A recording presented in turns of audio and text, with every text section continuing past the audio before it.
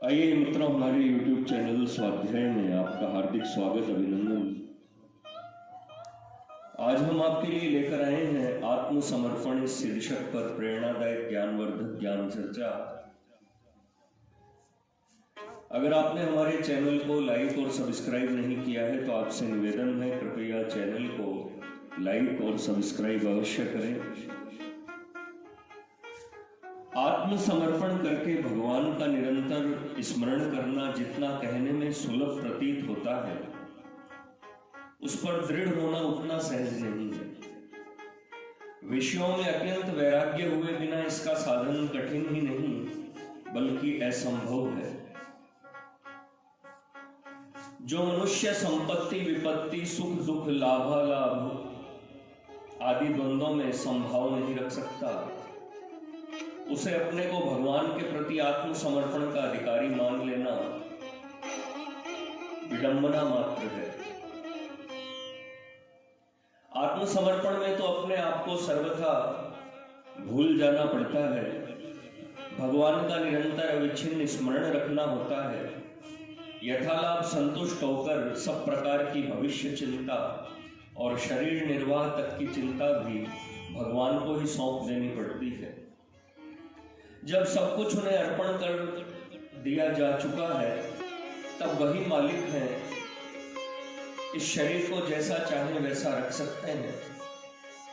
ऐसे अनन्य परायण भक्त को शरीर के रहने में हर्ष और जाने में शोक क्यों होगा? उसके लिए तो नाना प्रकार के संकटों की प्राप्ति अथवा विविध वैभव की प्राप्ति दोनों समान ही है। किसी ग्राम में एक जुलाहा रहता था। वह बड़ा धर्मात्मा भक्त था। उस पर सभी का विश्वास था और सभी उसे प्यार करते थे। जुलाहा अपने बुने हुए कपड़े बाजार में ले जाकर बेचा करता था। जब ग्राहक दाम पूछते तब वह कहता, राम की इच्छा से सूत का मोल 1 रुपया, मेहनत 4 आने की, राम की इच्छा से नफा 2 आने, कुल कीमत 1 रुपया 6 आने।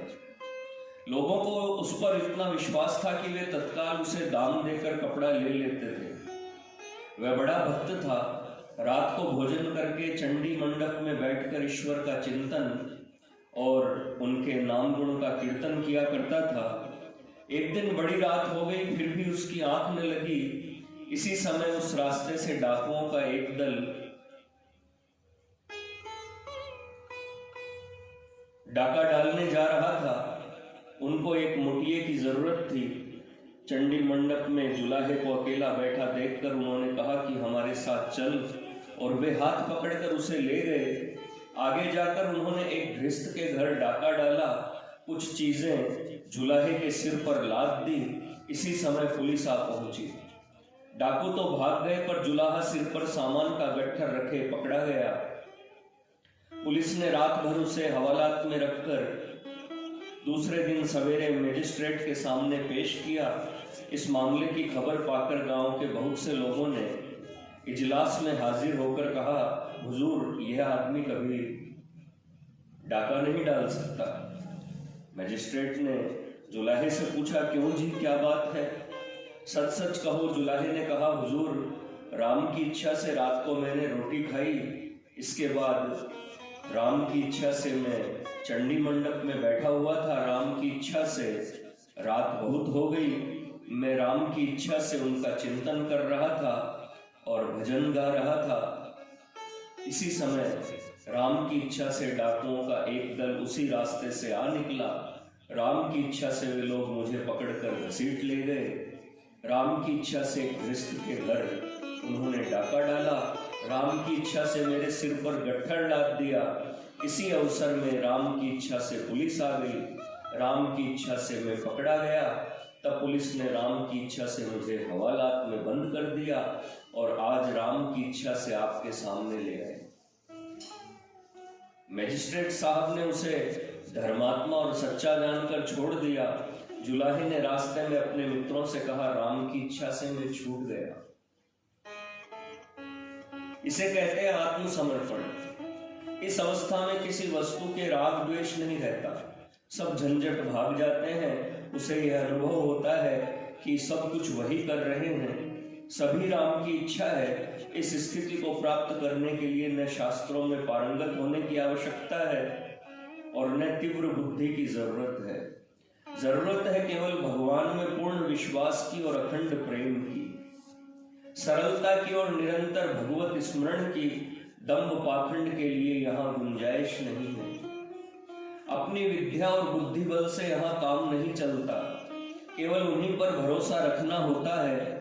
इस कोटि का भक्त तो यह भी नहीं सोचना चाहता कि मैं कौन हूँ, कहाँ से आया हूँ और कहाँ जाऊंगा। उसे निश्चय है कि वे सब कुछ जानते हैं, मेरे लिए समझने की जरूरत होगी तो वे खुद समझा देंगे। वह तो इतना ही जानता है कि राम की इच्छा से मैं संसार में रखा गया हूँ। जैसे उनकी इच्छा होती है मुझसे वैसा ही काम होता है और वही सब कुछ जानते हैं। उन्हें दर्शन देने की इच्छा होगी तो दर्शन दे देंगे, अज्ञान में रखने की इच्छा होगी तो अज्ञान में रखेंगे। मुझे इन सब बातों के जानने की क्या आवश्यकता है। इस अवस्था में ये सारे प्रश्न सर्वथा लुप्त हो जाते हैं कि जीव स्वतंत्र है या परतंत्र, जीव अपने कर्मों का उत्तरदायी है या नहीं, क्योंकि यहाँ अहम बुद्धि का सर्वथा अभाव है। यहाँ अहम बुद्धि का सर्वथा अभाव है। मैं और मेरे का नितांत नाश है। सब कुछ वही है, उन्हीं की अचिंत्य माया से सारा जगत नाच रहा है। रामकृष्ण परमहंस कहा करते थे कि मैं सब जीवों को ऐसे देख रहा हूँ मानो मोम के बने खिलौने सिर हिला रहे हैं। यहाँ ये शंका हो सकती है कि यदि हम अपनी स्वतंत्र विवेक बुद्धि से काम नहीं लेंगे तो संभव है कि आत्मसमर्पण के नाम पर हम दुष्कर्म भी करने लगे और यह मान ले कि यह सब कुछ परमात्मा ही हमसे करा रहे हैं। यदि स्वतंत्र विचार शक्ति से काम लेंगे तो भले बुरे को परखकर बुरे मार्ग से बच जाएंगे। इस शंका को मिटाने के लिए हमें इतना तो विचारना चाहिए कि जब हमने सब कुछ उनको सौंप दिया तो क्या वह सर्वात्मन सर्वशक्तिमान कृपाणु प्रभु हमें कभी कुमार्ग पर ले जाएंगे? क्या स्नेहमयी माता उस नन्हे अबोध बालक को, जिसका आधार केवल माँ ही है और जिसने अपना हाथ माँ को पकड़ा रखा है, कभी ऐसे भयानक मार्ग से ले जाएगी जहाँ ठोकर लगने या गिरने का तनिक भी भय हो? जब अल्पज्ञ सांसारिक माता पिता अपने बच्चे की इतनी संभाल और रक्षा कर सकते हैं, तब क्या वह सर्वांतर्यामी प्रभु अपने शरणागत जीव की सदैव कुमार्ग से रक्षा न करेंगे? यदि थोड़ी देर के लिए तर्क की दृष्टि से यह मान भी लें कि पूर्णतया आत्मसमर्पण करने पर भी भगवान हमें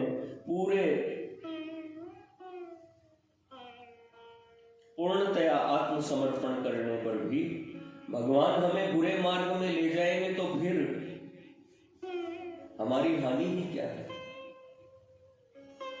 सारा उत्तरदायित्व तो उन पर है। हम तो बेपरवाह हैं, हमारे मन खोटा खरा समान है, ममत्व का अभाव है। हम सुख दुख हर्ष शोक से परे हैं और सब तरह की चिंताओं से दूर है। जब सब कुछ उन्हें सौंप चुके तब शरीर मन बुद्धि आदि पर हमारा कोई स्वत्व नहीं रहा।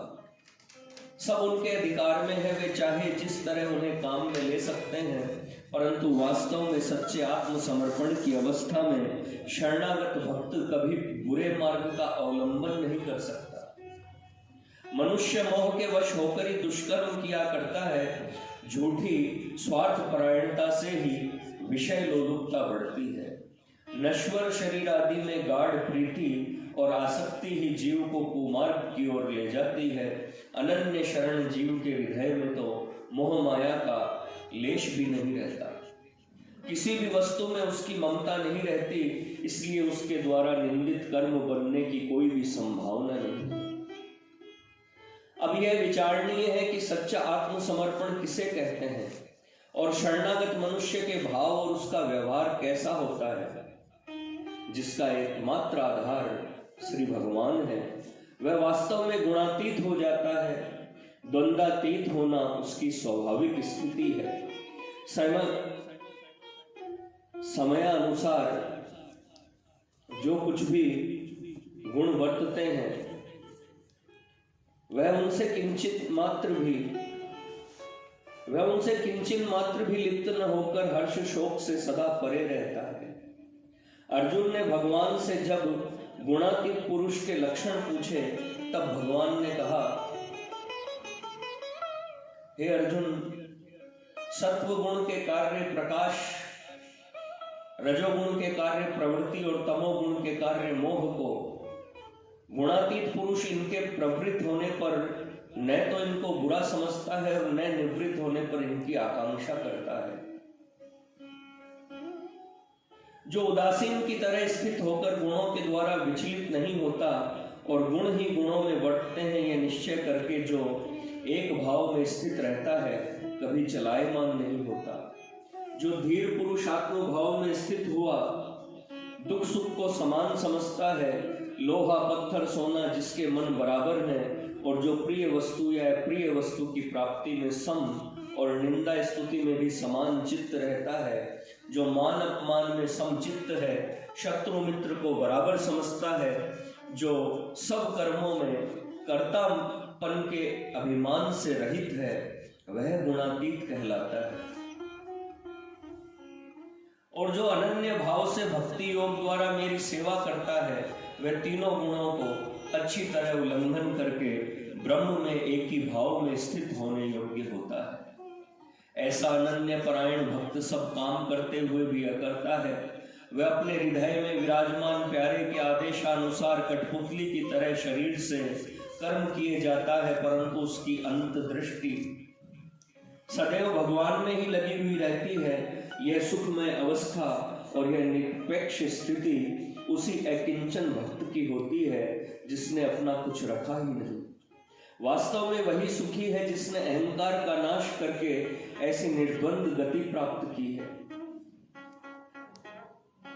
जरा अपनी ओर ध्यान दो, जब तुम बालक थे तब कैसे सुखी थे, न किसी का भय था न कोई चिंता थी। उस समय माँ के आंचल में जो सुख था, क्या युवावस्था में कभी वैसे सुख का अनुभव हुआ है? उस समय न तुम्हें खाने पीने की चिंता थी और न पहनने ओढ़ने की। तुम्हारी सब प्रकार से रक्षा करने की चिंता तुम्हारी माँ की थी। तुम निश्चिंत थे। वह जैसा तुम्हें खाने पीने पहनने को देती थी उसी में तुम बड़े संतुष्ट थे। माँ तुम्हें अच्छे से अच्छा खाना कपड़ा देकर कितना आनंद पाती थी।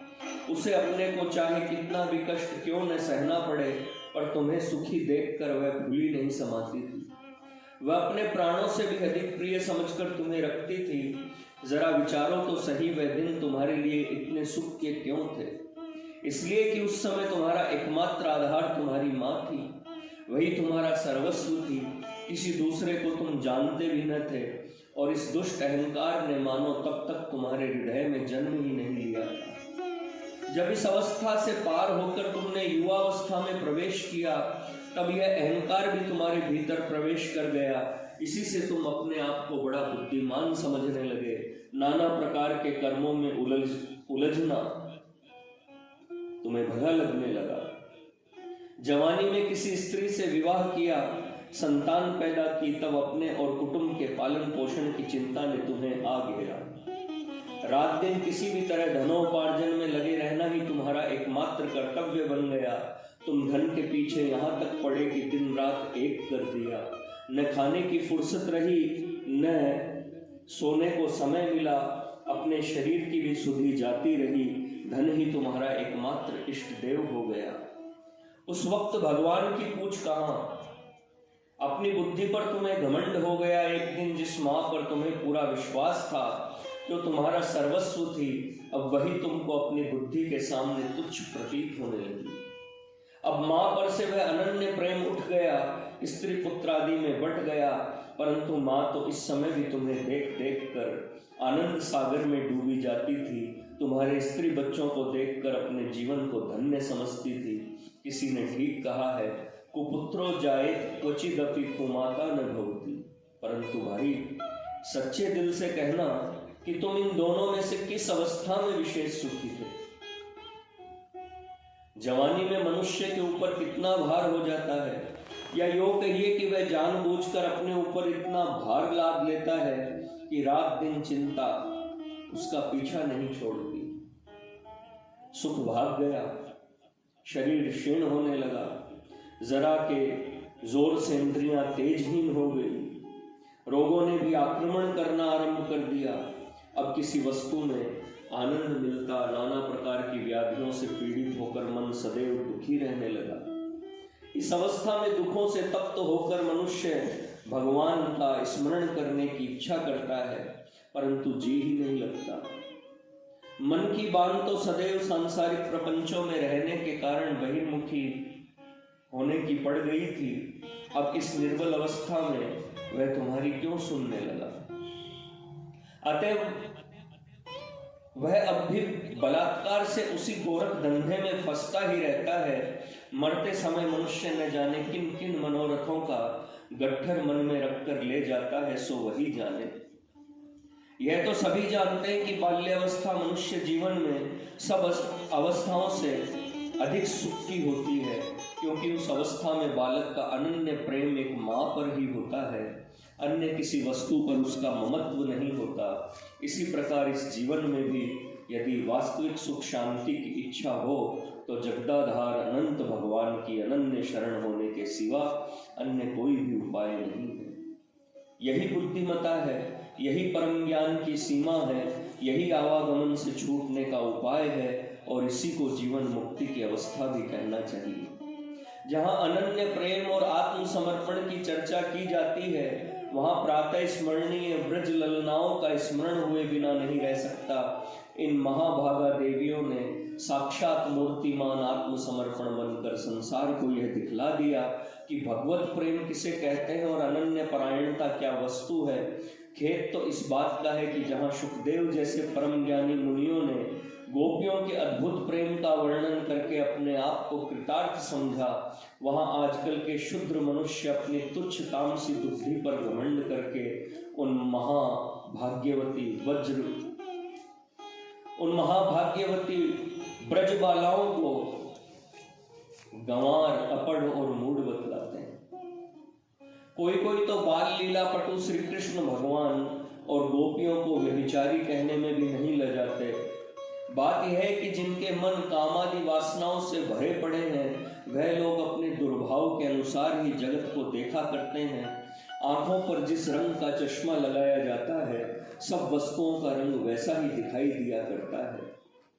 कामी पुरुषों को जगत स्त्रीमय और काम के साधनों से भरा हुआ ही दिखता है। वह भला इस अनिर्वचनीय पवित्र प्रेम का मर्म क्या जाने। उन्हें तो इस अनन्य प्रेम में स्वाभाविक ही दोष दिखेगा, परंतु भगवान श्याम सुंदर के प्रेमी भक्त का हृदय तो गोपी प्रेम की बात सुनकर दिव्य आनंद से परिपूर्ण हो जाता है। उसके रोमांच खड़े हो जाते हैं, आंखों से प्रेमाश्रु धारा बहने लगती है। इन दोनों प्रकार के मनुष्यों में प्रत्यक्ष भेद पाया जाता है। निंदा करने वाला अपने मन को कुबुद्धि और कुविचार से दूषित करता है, और भगवान नटनागर का प्रेमी आनंद सागर में मग्न होकर अपने जीवन को सफल करता है। सच तो यह है कि यदि हमें भगवत कृपा से गोपियों के प्रेम का कोट्यंश भी स्पर्श कर जाए तो हमारा जीवन कृतकृत्य हो सकता है। कहाँ वह अद्भुत अप्राकृत प्रेम और कहाँ हमारी विषय विमुग्ध तुच्छ बुद्धि। वह बुद्धि जो नाना प्रकार के मनोरथों से दूषित है, जो भोग वासनाओं से भरी है, इस प्रकार की बुद्धि में ऐसे गंभीर प्रेम भावों को समझने की शक्ति नहीं हो सकती। हम जैसे शुद्र जीव इस प्रेम पर कुछ लिखने का साहस करें तो यह हमारी धृष्टता ही है। छोटे मुंह बड़ी बात वाला हमारा यह साहस है, परंतु उस माखन चोर ब्रजचंद्र की स्वाभाविक दया के भरोसे उसकी चर्चा करके उसे पुकारते हैं। शायद कभी हमारे चित्त को भी चुराने की बारी आ जाए। स्वामी विवेकानंद जी ने कहा है कि जिस मनुष्य के हृदय में काम वासना भरी हुई है, उन्हें कोई अधिकार नहीं है कि वे गोपियों के अनन्य प्रेम पर कटाक्ष करें। वास्तव में इस प्रेम के तत्व को नारद सुखदेव आदि जैसे पवित्र आत्मा ही समझ सकते हैं। जिनका हृदय निर्मल है, वही इस अप्रतिम प्रेम की महिमा को भली भांति जान सकते हैं। स्वामी रामकृष्ण परमहंस को तो श्रीमती राधा श्रीमती राधा के कृष्ण प्रेम की कथा सुनते ही समाधि हो जाती थी। वह इस तत्व को जानते थे क्योंकि उनका मन काम वासना के स्पर्श से कभी कलुषित नहीं हुआ था। उन्हें समस्त स्त्री जाति मां काली का अंश प्रतीत होती थी। उन्होंने अपनी विवाहिता धर्म पत्नी को भी कभी पत्नी भाव से नहीं देखा। उन्हें भी वे मां ही कहते थे। अतएव कामहत शुद्र जीवों का क्या सामर्थ्य है कि वे उस पवित्र गोपी कृष्ण प्रेम का अनुभव कर सके। जिन गोपियों ने सर्वस्व भगवान पर न्यौछावर कर दिया, जिनके हृदय मुरली मनोहर की बाकी छवि से सदा ही परिपूर्ण रहते थे, जिन्हें क्षण भर का भी कृष्ण वियोग पागल बना देता था, उन विशुद्ध प्रेम मूर्ति देवियों के अद्भुत प्रेम की व्याख्या करना हमारी तुच्छ बुद्धि से परे की बात है। भगवान के मथुरा चले जाने पर गोपियों की विरहाग्नि को शांत करने के लिए उन्हें योग का उपदेश देने उद्धव जी वृंदावन जाते हैं। तब गोपियां कहती है, सांसारिक अल्प बुद्धि पर घमंड रखने वाले मनुष्यों, इस अवस्था को समझना तुम्हारी बुद्धि शक्ति से बाहर है। इसको समझने के लिए पहले संसार के समस्त विषय सुखों को छोड़ना होगा, निष्कपट भाव से भगवान में प्रेम बढ़ाना होगा। गोपियों की तरह भगवान श्याम सुंदर को अखंड सच्चिदानंद परिपूर्ण ब्रह्म समझकर ही उनसे अनन्य प्रेम करना होगा। जब तक ऐसा नहीं होगा तब तक यह प्रेम तत्व कभी नहीं जाना जा सकता। गोपियां नन्हे से बालक कृष्ण को जन्म मरणशील विकारी मनुष्य नहीं समझती थी। उनकी दृष्टि में वह साक्षात परब्रह्म थे। मुरली मनोहर की मुरली ध्वनि सुनकर जब गोपियां रात्रि के समय घर में परिवार और शरीर की सुधि बुद्धि भूल वन में उनसे मिली, तब श्याम सुंदर उन्हें उलाहनासा देकर बोले, पति पुत्र और घरबार छोड़कर तुम्हें इस तरह पागलों की भांति रात को वन में नहीं आना चाहिए था। यह लोक प्रतिकूल बात है। यह सुनकर प्रेम मत वाली ब्रजवालाएं कहने लगी,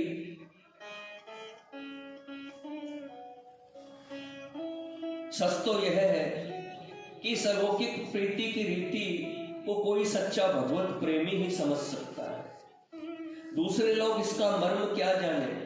हम जैसे मनुष्यों का तो इस पर कुछ लिखना केवल उदंडता मात्र है। काम वासना सब वासनाओं से अधिक प्रबल है, जिसके वशीभूत होने से ऋषि मुनियों के तप नष्ट हो गए।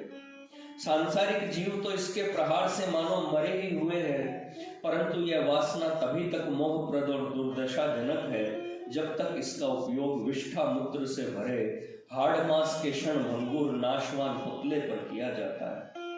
कामातुर जीव को कामदेव बंदर की तरह नचाता है, उसके विवेक का नाश कर देता है और उसे कामांध कर तत्काल मोह रूपी गड्ढे में फेंक देता है। परंतु वही कामासक्ति परिपूर्ण ब्रह्म सच्चिदानंद घन भगवान वासुदेव पर अर्पित की जाने पर मनुष्य को प्रेमानंद सागर में निमग्न कर तन्मय बना देती है। गोपियां इसका साक्षात उदाहरण है। यह भगवदीय कामवासना जन्म मरण के बंधन से मुक्त कर देती है। भगवान को भगवान के परम धाम तक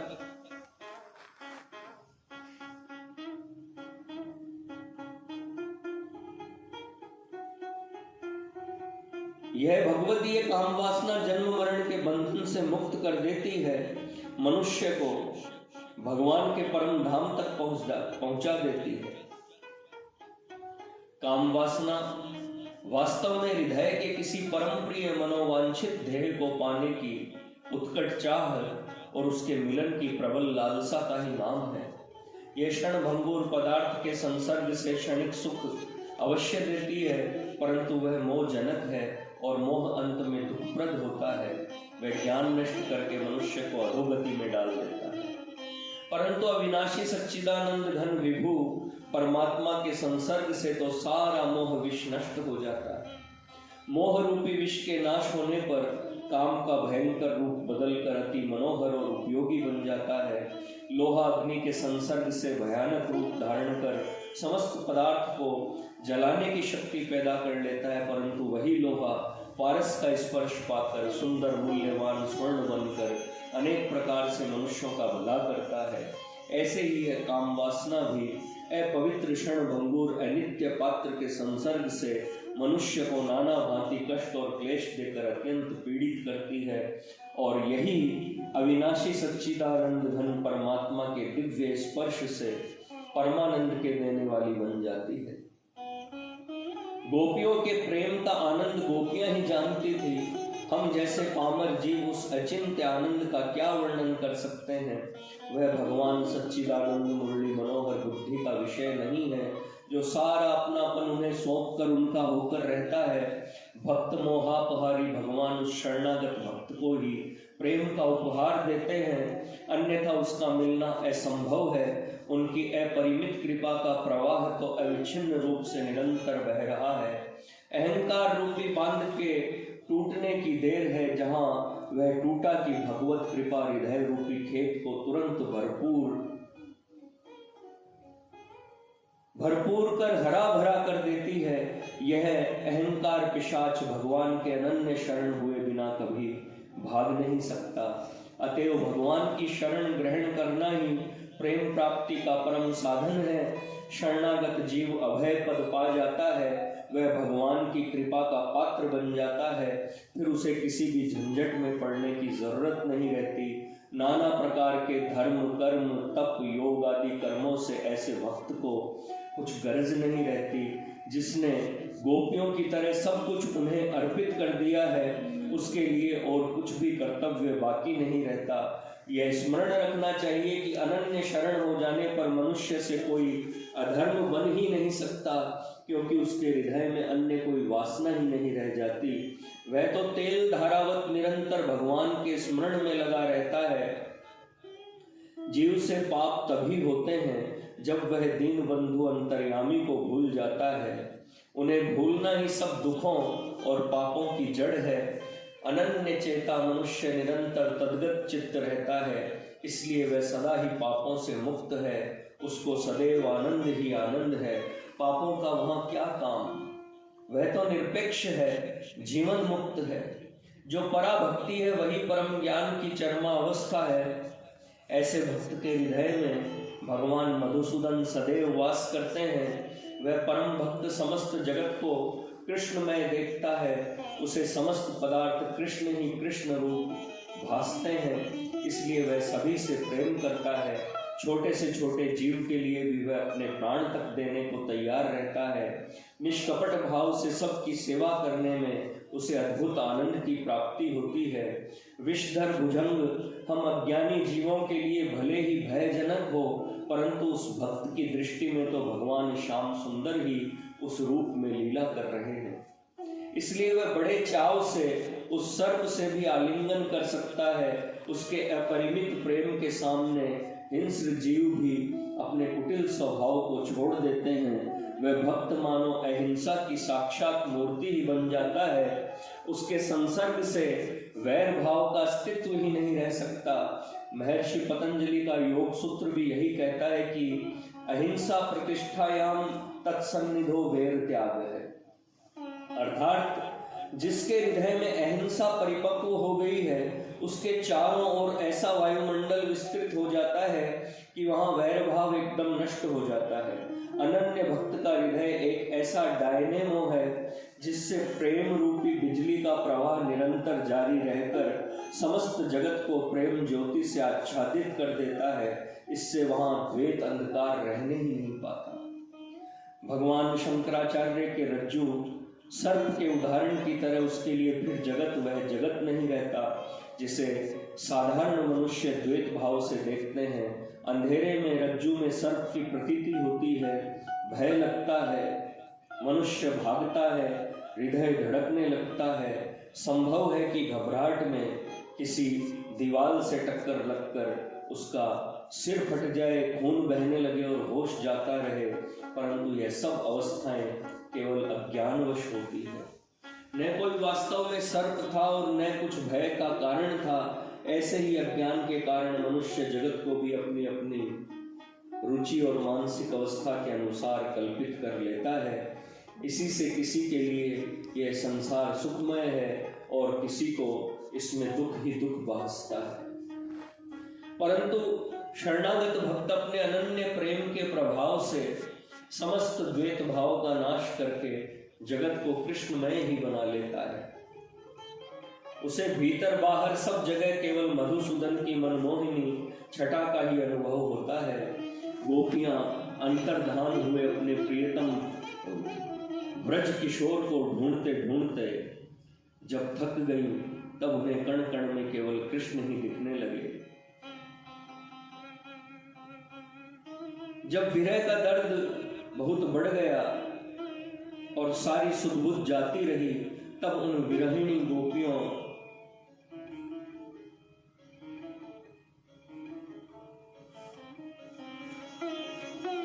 मेरी समझ में तो यही ज्ञान की परमावस्था है, यही आत्मसमर्पण का आदर्श है। निरंतर भगवत स्मरण ही मोक्ष है, उनकी हर पल की याद ही उनसे मेल है। नाम और नामी में भेद नहीं होता।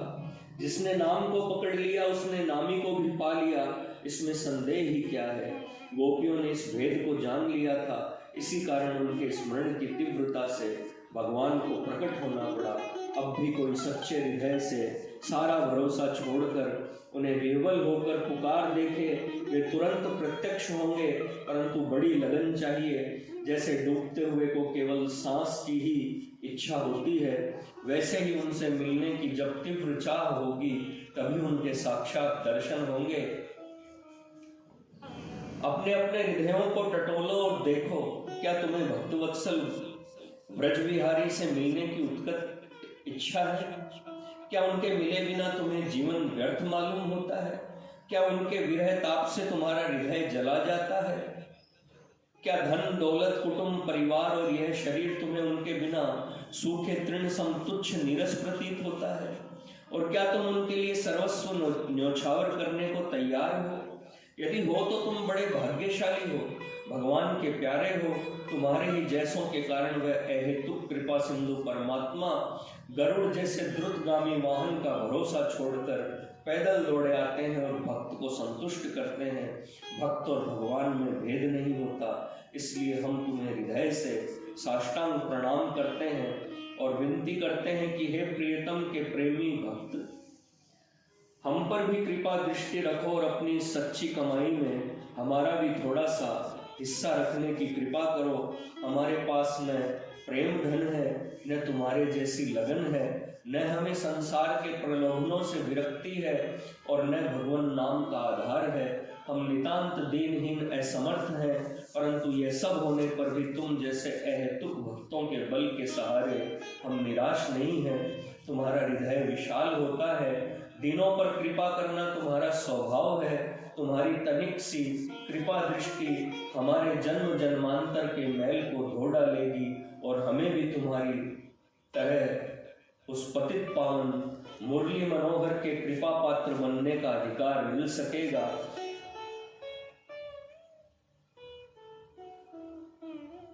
जो हमारी ही तरह प्रेम धन के भिखारी हैं, यही प्रार्थना है कि मित्रों, सांसारिक प्रपंचों से प्रीति में जोड़कर बस उस मदन मोहन ब्रजचंद्र के अनन्य शरण हो जाओ।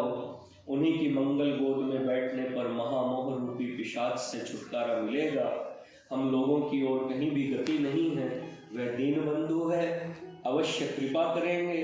अपने अपने कर्तव्य कर्म धर्म भाव से करते रहो, परंतु मन सदा उन परम प्यारे के चरणों में रखो। प्रातः काल जब सोकर उठो, अपने आप को उनके चरणों में डाल दो और उन्हीं की प्रसन्नता के लिए संसार का कार्य करो। वही हृदय में बैठे इस ढांचे को चला रहे हैं। तुम कौन हो जो वृथा अभिमान से मैं करते फिरते? इसी अज्ञान ने तुम्हें माया मोह की हथकड़ी पहना रखी है। अतएव सब काम करते हुए भी भगवत स्मरण कभी न भूलो। रात को सोने से पहले उन्हीं का स्मरण करके शयन करो। उनकी माधुरी मूर्ति का ध्यान करते करते उन्हीं की परम सुखद गोद में सो रहो। सारांश यह है कि उनका होकर रहने में ही भलाई है।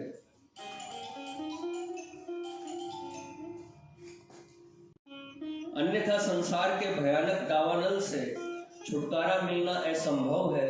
अज्ञान रूपी अंधकार में ठोकरे खा खाकर भटकते फिरने में कभी सुख न मिलेगा।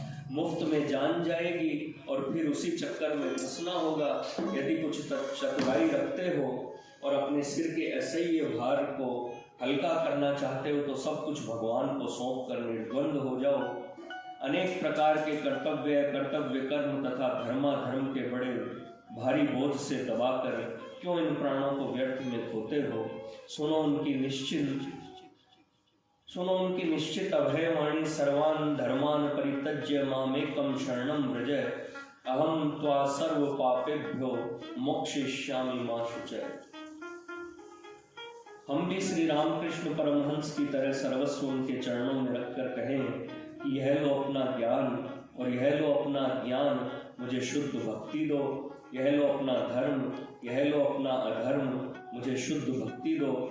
यह लो अपनी शुचि, यह लो अपनी अशुचि, मुझे शुद्ध भक्ति दो। श्री कृष्णार्पणमस्तु। मित्रों, यह थी आत्मसमर्पण इस शीर्षक पर प्रेरणादायक ज्ञानवर्धक ज्ञान चर्चा।